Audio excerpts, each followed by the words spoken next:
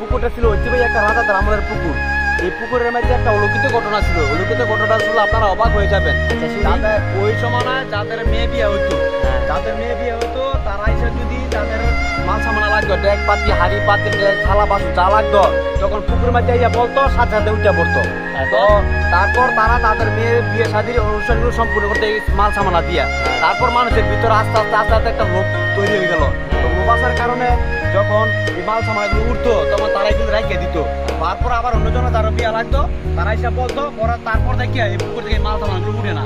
তার কারণে মানে লোভের কারণে, তার কারণে দিত না, মানুষ এগুলো নিয়ে মাল সামানাগুলো দিত না। তার কারণে এই পুকুর থেকে অলৌকিক ঘটনাটা বন্ধ হয়ে গেছে। বুঝছি, মানুষের লোভের কারণে।